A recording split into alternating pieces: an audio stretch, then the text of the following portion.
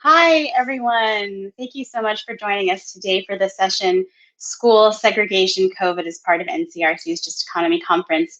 I'm Karen Colley, Senior Program Manager here at NCRC.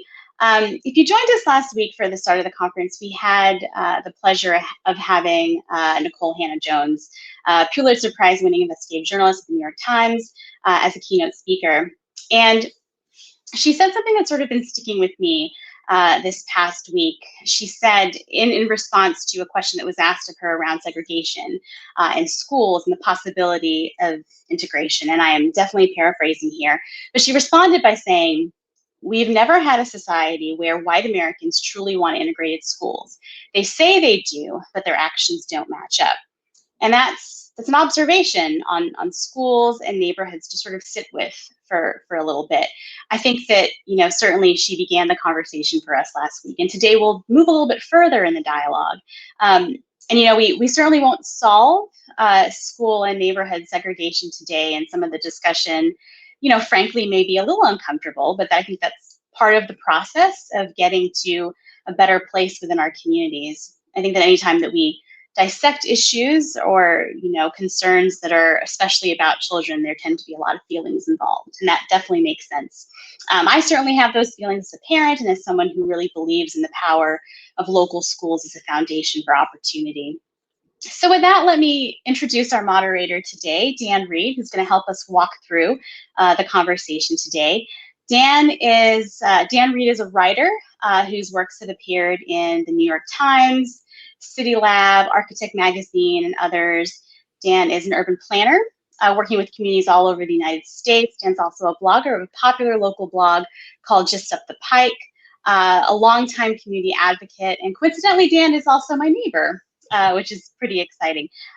So in all seriousness, this is a very important conversation around communities and schools and neighborhood segregation and the impact, right, that there is or can be on educational opportunity and wealth and allocation of resources and so much more. So thank you, Dan, for leading us through this discussion today, and I look forward to the conversation that we'll have with our panelists. And I'll turn it over to you now. Thanks, Dan. Awesome. Thank you so much, Karen, for introducing me. I'm really excited to be here. As Karen said, my name is Dan Reed. I'll be moderating today's session. And I want to, first off, to set the level, we're going to have sort of an open conversation between the panelists and then shift to Q&A afterwards. And to kick it off, we're going to have a presentation from one of our panelists. So first, I'm going to introduce our panelists.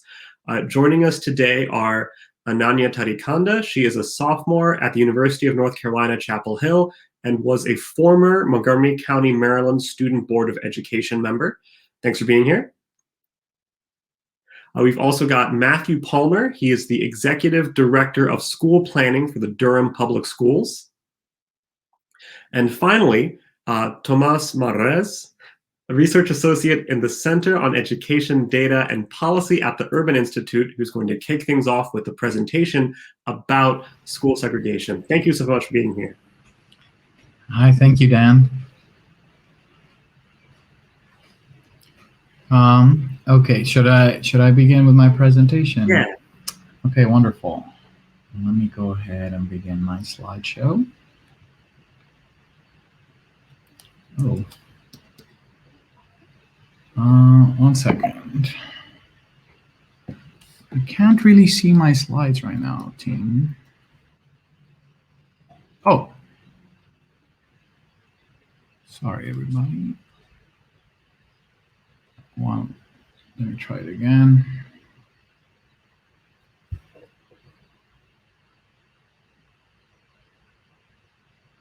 Okay, great. Can everybody, I can't really see you, so if you give me a sound cue, that'd be great. I'm going to assume you can hear me. Yeah? Okay. So I want to talk a little bit about school and neighborhood segregation and its causes of this old social ill. And I'm going to make this pretty quick, so it's going to be a little fast, but you can't really begin this conversation without a little bit of antecedents regarding history.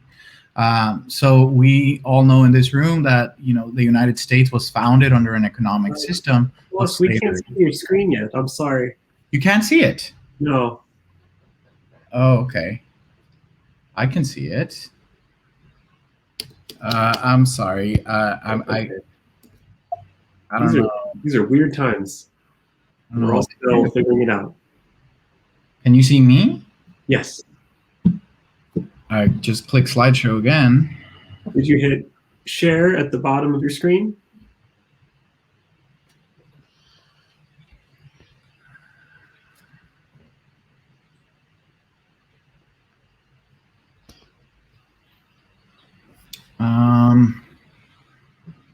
Sorry, y'all.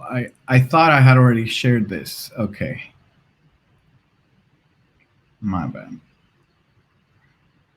Because I gotta reshare it. Okay. All right, there we go. Okay. Okay, going back to full screen. Taking a second. Can you see it? Yes, you just need to do full screen. Oh, that's gone. It's gone? Yes. It's going when I go to full screen. Wow. So I guess I'm just not gonna go full screen. Yeah, I think that's fine. That's annoying. Okay, so now I'm gonna reshare again.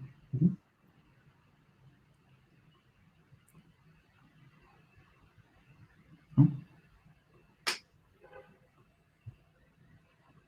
Is that okay, everybody? Yes. Okay. Yeah, I don't use PowerPoint usually. I use LaTeX. Anyway, so history is really important when we're talking about this stuff. This country began with slavery, with an economic system of slavery based on race, based on the color of your skin. When that system ended, that was replaced by a system of systematic, racially explicit discrimination, both by governments and by private entities.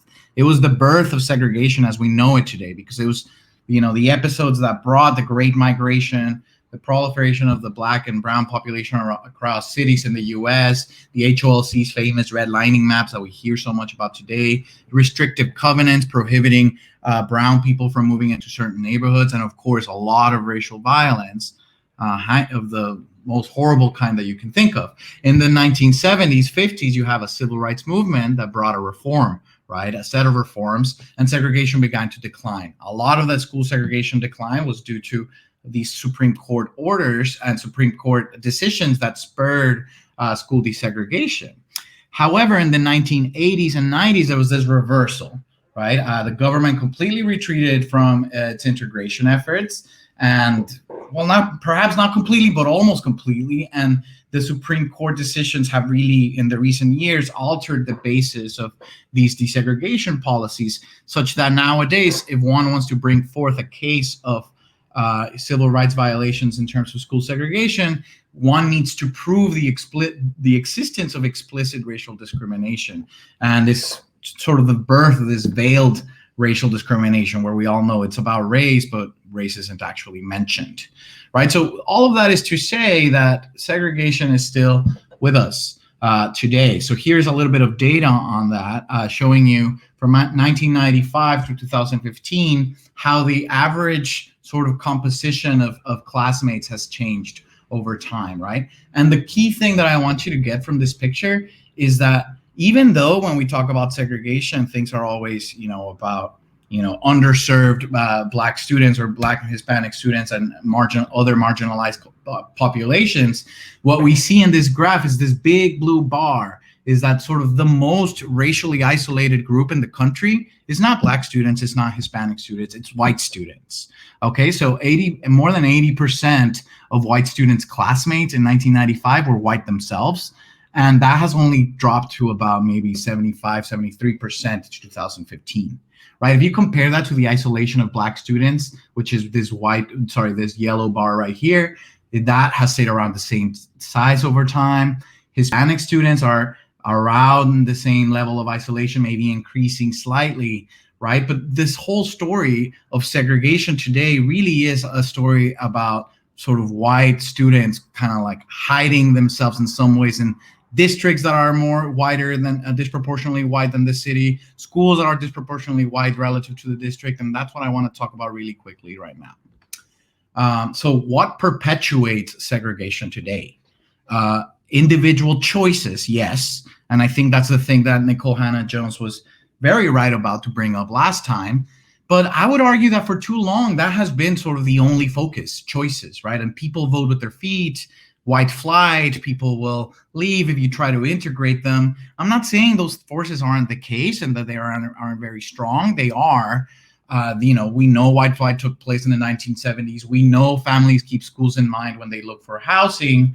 And we know that, unfortunately, racial and socioeconomic composition of schools is sort of taken as a proxy of school quality, right? That's kind of like the best way to address that correlation. It could just be racism, but individual choices really matter in this space. I'm not saying they don't, but institutions and policies do as well. And that's the thing that I think gets overlooked a lot. And even now when we talk about redlining, it's like, oh, it's in the 1930s, so long ago.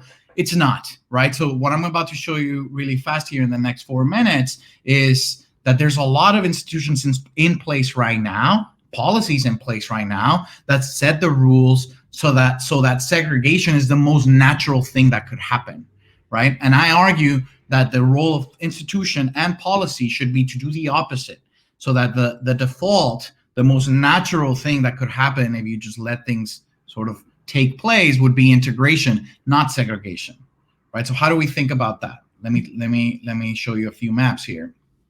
So here's a map of Detroit, and there's 2 districts in Detroit. This is in the metro area of Detroit, densely populated area. And you have 2 districts, 2 cities actually, Detroit and Grosse Pointe Park. And what I'm showing you here is just the racial composition of census blocks nearby the boundary between these 2 cities. And your eyes can probably immediately tell you that there's a vast difference between these 2 cities, and they're right next door to each other. There isn't a river, there isn't a highway, there isn't anything dividing these 2 places except for politics and some streets, right? And so my sort of claim here is, why do we have this type of technology? I call this, as an economist, I would call this a technology. This line enables sorting above and beyond what would be possible in this little corner of Detroit, right? And so my question is, why are we willing to maintain these types of policies in place? This is between district segregation, so we have 2 different governments that fund their schools, that decide curriculum, deciding things on each side of the line, right? But that doesn't just happen between districts, though. Within district segregation is also severe. Here's an example from Atlanta Public Schools. On the right-hand side, I'm showing you these 2 maps of 2 school attendance boundaries, one for John Lewis Elementary School, and the other one is for Ashford Elementary School. And it's just very clear, again, right? If you, this gradient in the color, it tells you the percent Black or Hispanic in that census block. It's very clear that this line is sort of hugging this racial line, is sort of reinforcing segregation above and beyond what you would think if people just attended their nearest school or something simple like that, right? And on the left-hand side, you see a graph that if you were to sort of walk to that border and cross it, you would see just how the racial composition just jumps, right? And that's one way that we're using to measure where are all these problems, right? And you might say, well, yeah, these are some crazy examples that you found after sort of really sort of sifting through the data and cooking the data. And I'm telling you that that is not really the case. These boundaries, unequal boundaries, are very common in the US, extremely common, too common. So here I'm showing you 9 examples of between district lines that are really egregious in terms of their, racial compositional jumps and racial inequality sort of generated by them in New York and Rhode Island and California and Pennsylvania and Wisconsin, Michigan, Massachusetts. It's everywhere. So my question for the group, here are some resources kind of related to how we're thinking about this problem. But my question is sort of, and my way to try to start the discussion is, why not set policy in a way that it doesn't reinforce these patterns that already exist and instead sort of tries to, tilt things in the better direction? Thank you. All right, thank you so much for that incisive presentation. If you haven't been to the Urban Institute website, they have a really awesome tool where you can actually type in your school and see how the demographics have shifted over the past 30 years, which is actually a good segue to a poll that I would introduce before we go into our panel discussion. Can we put the poll up?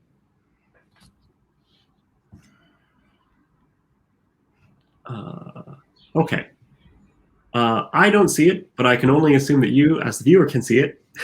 And the poll asks, would you describe the schools that you or your children attend or attended as diverse or segregated? And we'll leave it up to you to define what those terms mean for yourself. If you can also use your local school that you may be near if you don't have children or you didn't attend school in this area, in the area where you live now. So I guess we'll let that go for a minute. We're hearing from audience members that we don't see the poll yet.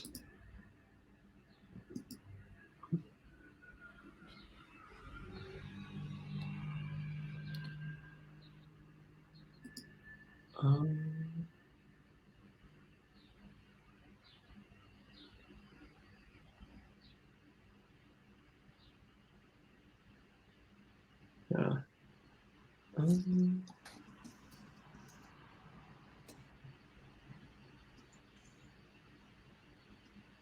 Just a second.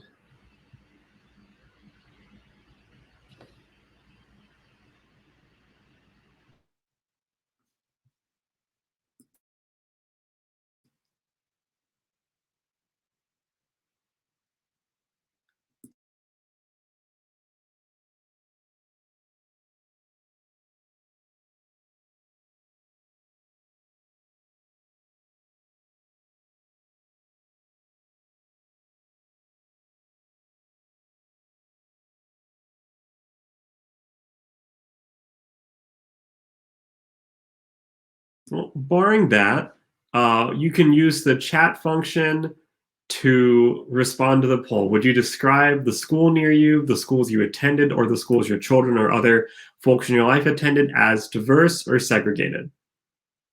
And we can see your comments coming in. So we'll let that go. But in the meantime, let's turn to our panel. This is a question for everyone. As we go forward, I'm going to maybe pitch the question to one of you, and then the rest of you can jump in when you see fit. But first off, how would you say in your experience that COVID has exacerbated or revealed old patterns in school and inequality?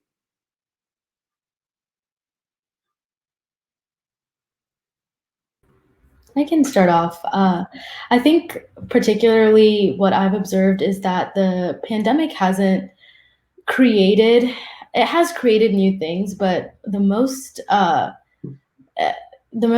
impactful aspect of the pandemic in terms of inequality is highlighting already existing inequalities. So, and there are several examples of this when we think about technology access for students. We're in a generation and an era where technology is almost essential to be able to do anything related to schoolwork from an early age through high school and higher education. And so the pandemic really highlighted disparities in that access because everything transitioned to a virtual environment. Similarly, when we think about our students who rely on schools for food access, that was another aspect that was really highlighted and exacerbated by the pandemic, especially earlier on when we didn't necessarily have measures to make sure that students continued to receive food access despite shutdowns and despite schools closing down, just because our public health officials didn't really know how to do that in a safe manner yet at the very start. So I definitely believe firmly that the pandemic has brought to light the issues of inequality that were already existing and definitely exacerbated them. And I think it's an important reminder and wake-up call that there's a lot of injustice and inequality in our schools. And this pandemic was just an opportunity for those injustices to come to the forefront of every single issue that we deal with.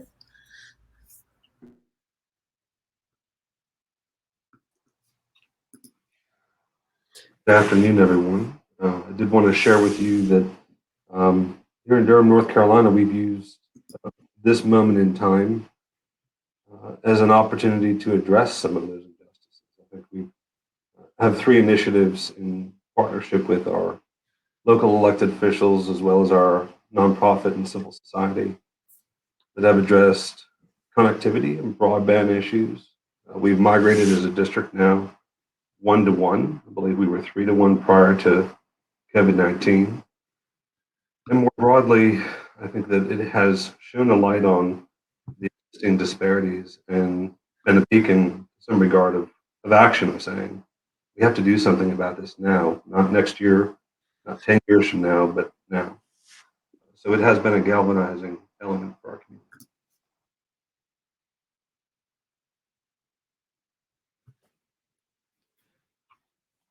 Tomas, do you have anything to add, or I got another question for you? No, I definitely agree. I mean, I think both what Matt and Anya are saying, right? Like, COVID just kind of brought everything into brighter contrast. All these inequities that are already in place just became so much more obvious. And at the same time, it's kind of, a lot of people say that moment is behind us, but I'm glad to hear Matthew say, like, we use this moment of crisis where everything was in shock to try to introduce some change that maybe otherwise, some change for good that maybe otherwise it would have been harder to do. So I'm glad to hear that is happening. So Matthew, you are involved in school planning for a large public school system. How has the pandemic affected school planning, and in particular, addressing equity in the return to school? That's quite a large topic there that we'll answer in 30-second soundbite here. I think the reality is that we do tend to think about things in binary fashion or in a uniform distribution, yes, no, or all or none. And I think what we're really understanding is that it's a very contextual. Certainly, think about the grade span K through 12, right? That we're also hearing stories of innovation that are emerging, particularly for our middle and high school students. I know many examples are beginning to come out where our community and our school system are coming together to support innovative learning models. But broadly speaking, there does tend to be clustering and spatial patterning, and I'd say to a degree demographic patterning as well, around in-person instruction versus virtual attendance. For us locally here, it was relatively 50-50 at the elementary school level. But then within that, we had 2/3 of one school return and 1/3 of another school return. So it does have a pattern to it. It does have trends that one could associate. And I think we did see about a 70% virtual attendance preference as we get into the upper grades. So I can't pay generalities there, but I do think there's quite a bit that we as practitioners and researchers and advocates will be looking at. I can see Tomas already thinking through all the data that we're going to be crunching and understanding and unpacking. But to his point as well, we're still in it right now. Ananya, you were the student member of the school board in Montgomery County, Maryland, when you proposed a school boundary analysis that would look at patterns of segregation in the school system as a sort of precursor to redrawing school boundaries. Why did you pursue that, and how would you describe the reaction from community members about it?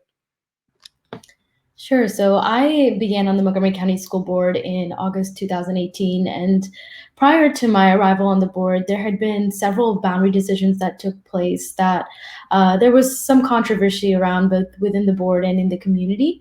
And one of the things that fellow students and I observed was that options when completing these boundary studies to facilitate school integration and increase diversity in schools were not pursued. And so students and other students and I were alarmed by this because we had grown up in a school system that prides itself on its diversity. Montgomery County, Maryland has 3 of the most diverse cities in the nation. But yeah, we had all had experiences that didn't necessarily amount to that, just because our schools had so much de facto segregation.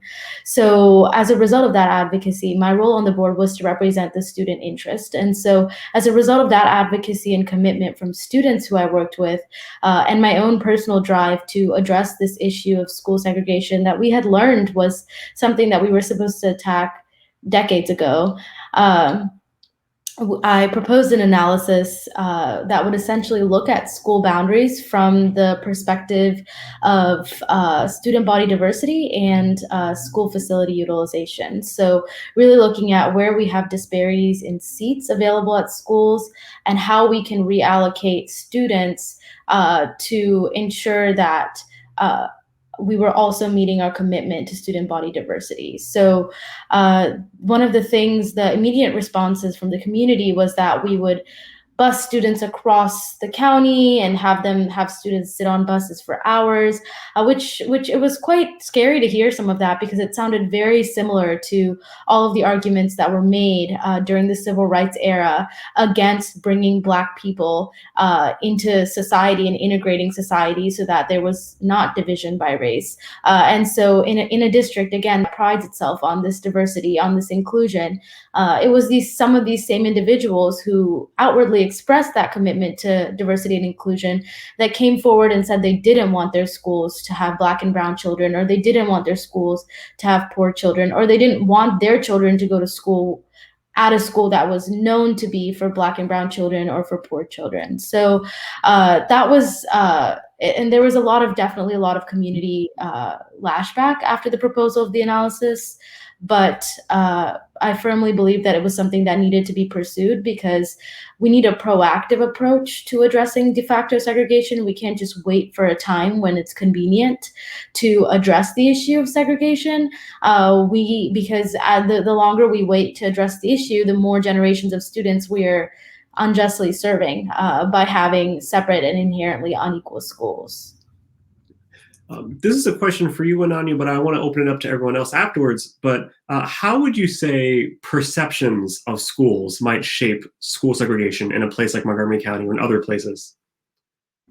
Absolutely. So there are definitely perceptions of schools that are very tied to the racial demographic and socioeconomic demographic of that schools. And that's led several parents who they shared this when they came to advocate against the analysis too, to state that they selectively bought a home near a school that is ranked higher. And so we know that these school ranking sites very much play into racial and socioeconomic lines for the preservation of certain institutions of power.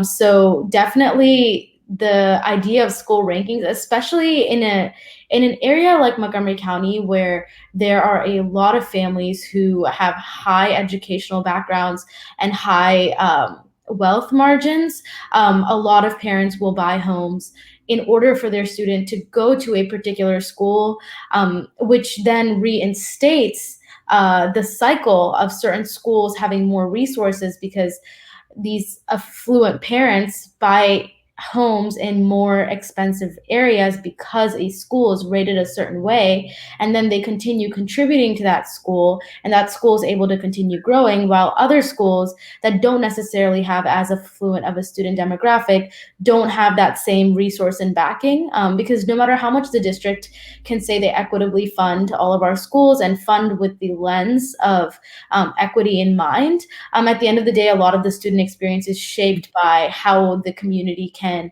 donate and facilitate activities for students. That really shapes the student experience. And it also shapes which teachers want to go and teach where based on the difficulty of the student population.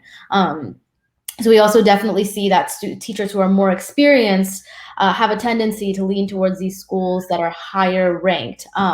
So it definitely reinforces the cyclical nature of inequity and injustice. Anyone else? Any thoughts? Yeah, I think that's just really powerful. I totally agree with Ananya. I mean, in terms of the evidence that we have on these topics, there's really good sort of research coming out, sort of confirming, I guess, using quantitative methods and the sort, that parents on average, at least from a paper I read in New York City, don't value school effectiveness per se, right? They're not looking for a better instruction. They're looking, if anything, a statistical model will tell you that they hold the composition of the student body to be a more important feature of the school than sort of instructional quality. And this is some important result, because when there is a lot of discussion about sort of the potential benefits of increasing choice, or that letting people go wherever they want, and or these like free market forces in the public school system, the notion is that people are always just seeking a better education, just better instruction, right? And where I think the sort of consumption value, the sort of luxury value of having or being able to attend certain schools and others is really powerful. And I think in a lot of these districts in the U.S., like Montgomery County, like D.C., like New York City, like it's these sort of really good public schools that are somehow fenced up, and the access is really kind of limited and sort of preserved for that wealthy faction of the population. And I wonder what others think about how we can sort of start cutting through that, and how do we try to shift perceptions of schools is something that I think is really important to try to think about. I can share locally here in Durham that we serve currently 2/3 of our county's students. So there are roughly nearly 20,000 students here that attend either charter, private, or homeschool. It's said that an incoming family in Durham Public Schools has 49 options. Durham Public Schools says, an incoming kindergartner has 49 options. Durham Public Schools is only one of the 49. So to Tomas's point, to Ananya's point, there is definitely a behavioral psychology and economic sort of pattern of what we see. And I would point to two things briefly. There's just to suggest that it's important to think about the disparity between the perception of school quality and the actual data. That's something that we continue to highlight for our local community. And I would also point out that where we get that information from can vary demographically and socioeconomically. So it's important to be aware of where people get information, how they get information. And then lastly, I would also suggest again that, that there is a peer factor associated with the decisions that we make. We're looking around us to see what other people are doing, and that can be a reinforcement in any direction. Something we've done locally here in Durham is just a simple campaign like a yard sign program that says we are a proud family, Brogdon Middle School. Right? And that's a visual reinforcement of a value statement, but it's simple. Right?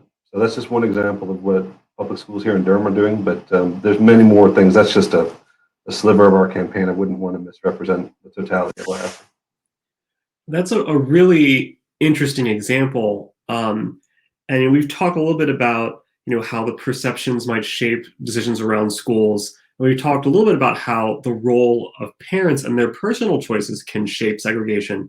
But I'm curious if you all know any examples of times when parents have sort of reversed that trend. Like, is there a role for parents in helping to integrate schools, or to sort of go against the grain?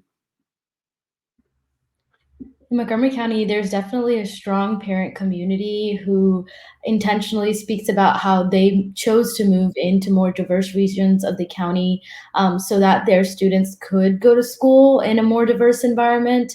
And I particularly know of quite a few white parents who have spoken about that. And I think that that's really impactful and important, because it should be common sense for students to want to go to school in a diverse environment. But as Tomas showed in his presentation, white students are the most racially isolated demographic right now, and there's also a lot of conversation about what it means to move Black and Brown students from their communities to predominantly white schools versus the other way around, and the undue social burden that's created if you try to move Black and Brown students as opposed to bringing white students into predominantly minority schools. So I definitely think that those parent communities who talk about how they recognize the importance of diversity in their child's education and upbringing are helping push the needle. And sometimes I so much wish that they were as much in volumes as the parents and community members who do just the opposite. So you were the student school board member that helped to lead a conversation about diverse schools. Could you talk more about the role of students and the student perspective in these conversations? Absolutely. So I can point to several instances throughout the process when students would come and testify, several Black and Brown students who would come and testify at our board meetings and would talk about how if they were from a school that was predominantly white, how isolating that experience was and how difficult it was for them to focus on their education in a time when they felt so racially isolated in their classroom environment. Students would often talk about how in schools where they were the only student of color sometimes, or one of the few students of color, they would go into AP classes or honors classes and always get asked by teachers whether they actually were in the right classroom. So there was definitely a lot of emotionally charged sharing on behalf of students, which I'm so grateful that students came forward and were willing to share that, because it shouldn't be on them to have to come forward and share some experiences that hold a lot of trauma, honestly, just to convince policymakers and leaders that school integration is important and that these racially isolated school environments are not conducive to the best possible outcomes for all students. So that whole year when all of the conversations around school boundaries was happening at its height, and even after my departure, between my departure and when the pandemic hit, when those conversations were also at their height, students were at the forefront, and they constantly shared that diversity in their classrooms was what shaped their experiences in Montgomery County Public Schools if they went to a school that offered them that opportunity. So really grateful for the student voice, and I feel that it's really driven the conversation, at least in Montgomery County, especially through the forums and the community engagement opportunities where students have showed up and said that school diversity is what they want for their educational experience. And students are the key stakeholders in our schools. They should be the number one priority. Their needs and their desires for their classroom experience should be the number one priority. So I'm grateful for their continued advocacy.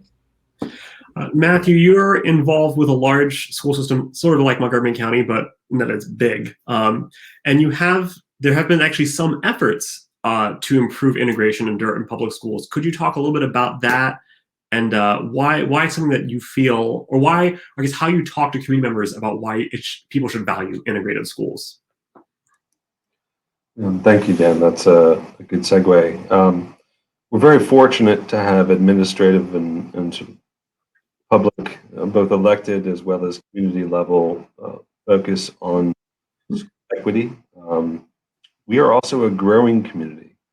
We've now tipped past 300,000 residents at a county level and continue to grow well beyond that, especially with recent announcements through our local business community with Google and Apple and so forth. So we're going to continue to grow, and yet we have major problems today. We have schools that are adjacent to one another, one with free and reduced lunch rates at 20% and the adjacent one with 99% free and reduced lunch eligibility. So our integration efforts are both with, I would say, both racial and cultural with respect to Black, Latino, Caucasian, but we are 81% African American and Latino at a district level.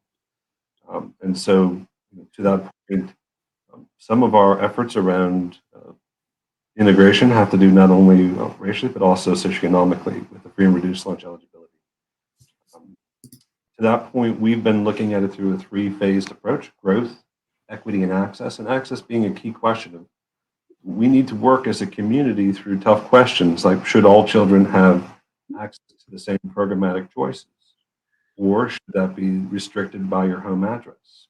Those are big questions that we as a community are really turning the corner in as we sharpen, no pun intended, but as we sharpen our pencils and really get into the business of taking steps towards operationalizing the concepts and values of equity and integration our work lies ahead. So we've already completed phase one, and we'll be going deeper throughout the course of this summer, both with our school choice program, our magnet program, which currently is 42% of our students are in some iteration of a school choice program, and then the remaining 58% of students in neighborhood sort of regional schools that vary with respect to their boundary sizes.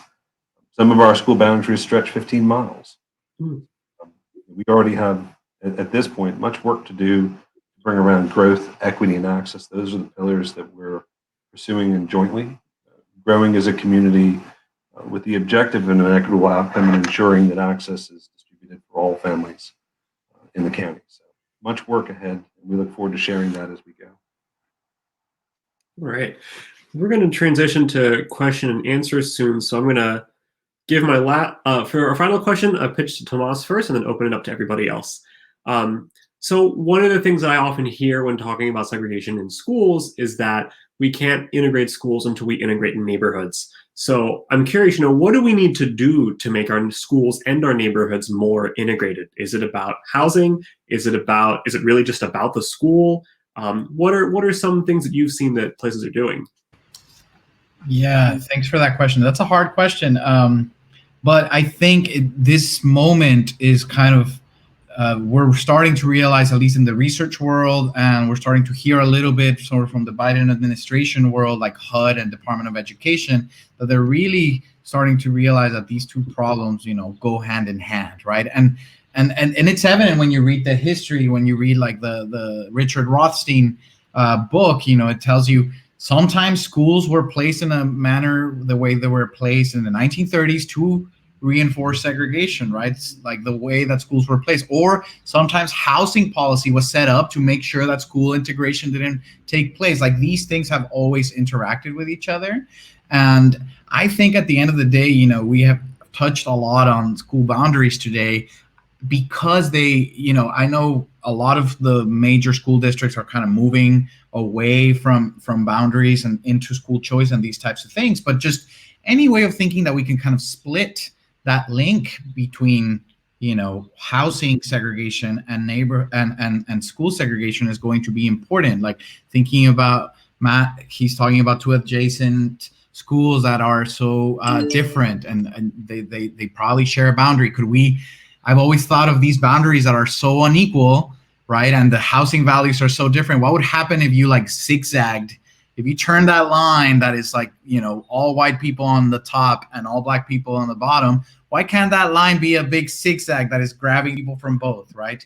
I think once we have sort of a sense that the quality of a public school within a district, or hey, that's also a problem, right? Like in a city, that you're not getting a completely different product by enrolling in school A on this side of the street versus school B on this other side of the street. I feel like that's how we're really going to get at both school and neighborhood segregation at the same time. That'd be exciting. But I think Ananya really, really kind of brings it home for me that it really does take a lot of this kind of like sort of work on the ground, right? And really talking to everybody that is involved, securing, these kind of like psychological nudges that Matthew is talking about. Maybe one, a picket sign is small, right? But maybe a bunch of those things together, nudging people and having us have that sense of we're all sharing on this public good together is the way to go. Yeah. All right, it is 3:17 now, so I'd like to open it up to the audience for Q&A. You can feel free to leave your question in the chat. I think we've got a couple already, so let me go in here. Let's see. Here's a question for Ananya in regards to parent choices in Montgomery County. Are parents willing to allow their students to travel further in order to attend a diverse school? Sure. So this is definitely one of the core arguments against integrating schools is that parents don't want their students to be bused across the county. But the reality of the situation is there's a lot of opportunity in adjacent schools to increase diversity. And I think this really touches on one of the points that we didn't quite get to today, but that's that it all depends on the way you frame the question, especially when you talk about our communities of color. If you ask a parent from a minority community who attends a school that is less resourced and predominantly Black and brown, if they want their child to go on a bus for 10 more minutes every morning and 10 more minutes back, well, I think the natural response is to say no, because you don't want to put your child through that, and you don't want to have to travel more if you want to get to the school. But if you flip that question a little bit or nuance it and actually reveal under the surface what it means to go to a school 10 more minutes away, if it means functioning AC, if it means MacBooks in the library, if it means teachers with years and years of more experience, then I would be really curious to know how that response might change. And so I think this narrative of parents don't want their children traveling more all depends on the way you frame the question to them. If it means heightened academic and personal growth outcomes, well, I can't necessarily imagine a parent who wouldn't want that for their kids.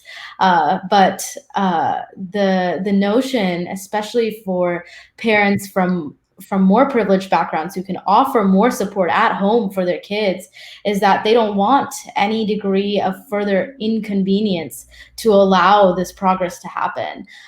So when we really dissect it though, and we help people understand that integrated schools aren't just good for our students from historically marginalized backgrounds, they're good for every single student in our schools.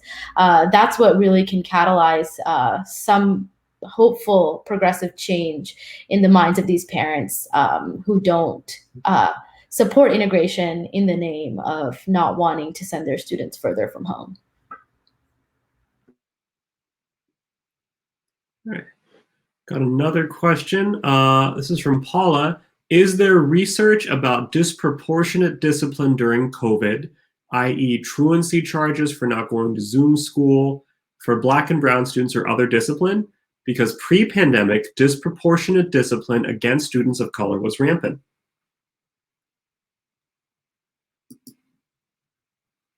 That I'm aware of, no, but that sounds like a great idea for a research project.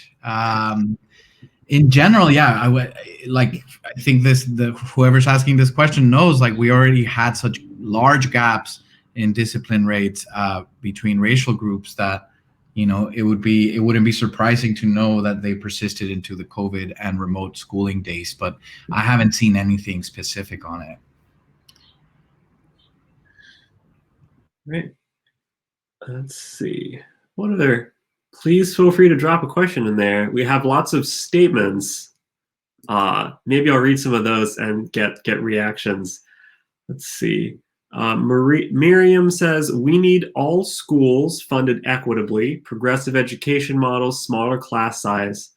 Equity means districts that are needier, we give the schools more funding versus less historically. Let's see what else we got here.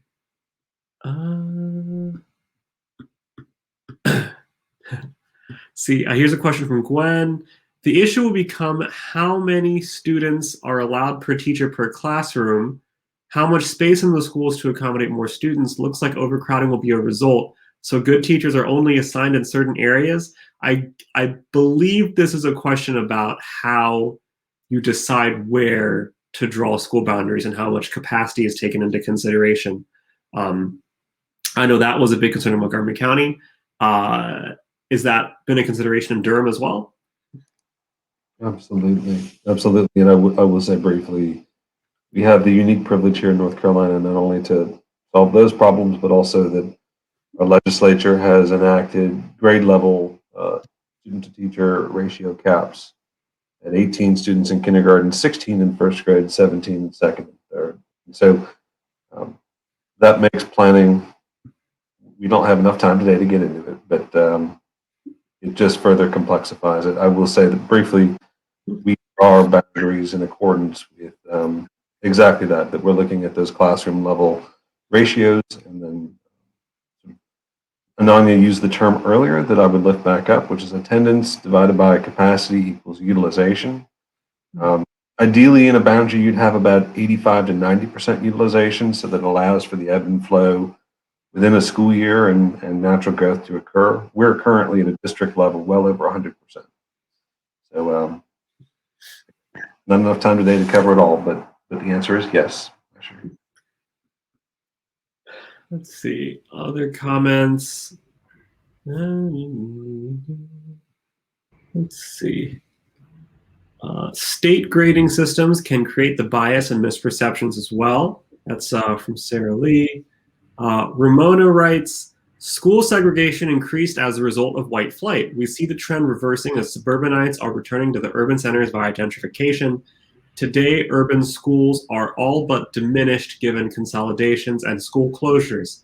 As displacement occurs, segregation will shift to inner rings, and charters will serve new urbanites as they have children. So again, whites are benefiting off the backs of poor disenfranchised students. We've talked a little bit about, I think, school choices in more of a suburban context, but I'm curious, what do y'all see in terms of sort of the revitalization of urban areas and how that might impact school demographics? And is it a potential for integrated schools as more affluent families return to cities, or is it just going to repeat old patterns? I think it presents an opportunity for sure. I've done a little bit of research on the impact that charter schools have had on segregation, both in urban and suburban districts. And we are generally finding just not very exciting things, right? Like segregation is going up a little bit because of the charter movement, and charters are very specialized.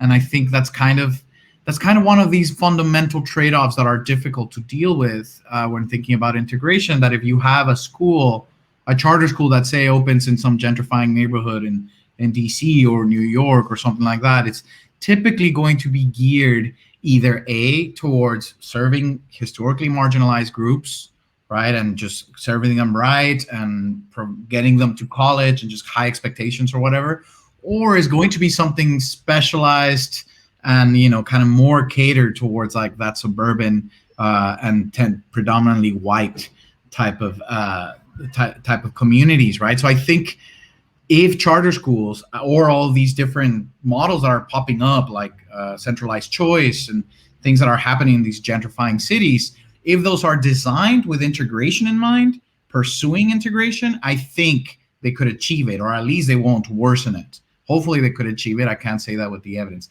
But if they're not, it's what Ananya and Matthew have been saying, is like, if you just leave it on its own de facto and wait for things to sort of fix themselves because we're all going to become better, it's not going to happen, right? You need to set up the rules of the game so that equity is more naturally the result that will happen than otherwise.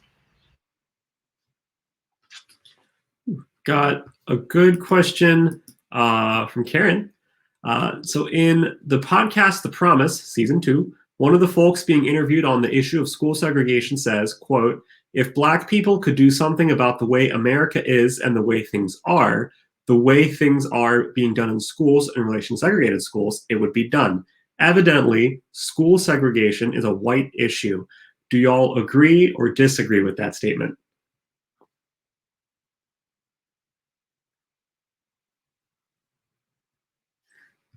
I guess I'll keep talking. I mean, I think I agree. I think in the beginning of my presentation, that's why I chose to sort of highlight the statistic that white students are the most racially isolated. I think white folks are the ones that fight back against these things.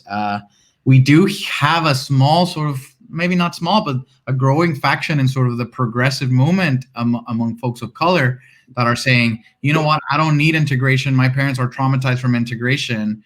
But I think it's because they have, it's kind of the way you frame the question, right? Like it has been said, like if you frame it in a different way, we're not saying, hey, let's try that crazy thing from the 70s again, right? It's more about, let's make public schools actually for everyone and equal enough within program consideration so that there isn't all this natural inequality happening.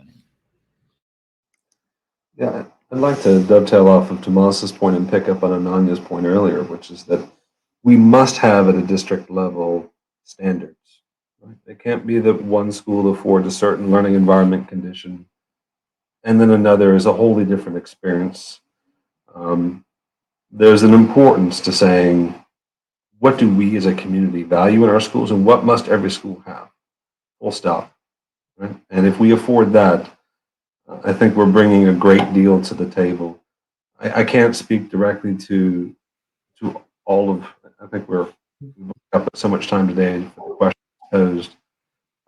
I will say, in Durham, one of the prevailing challenges, and I think this points to Tomas's point as well, is that in the last 2 years we've lost a number of our African American middle class families that have opted out of the school system for alternative choice. So it may be good to look at these things in a fashion of like, they're very dynamic right now. And I think the models, we're all working through and trying to lead through a living experiment to a certain degree. This is an unprecedented time, maybe a moment of opportunity. Yeah. So we've got 1 minute left. So before we close out, I want to thank everyone for being here. Does anyone want to make any closing remarks? No?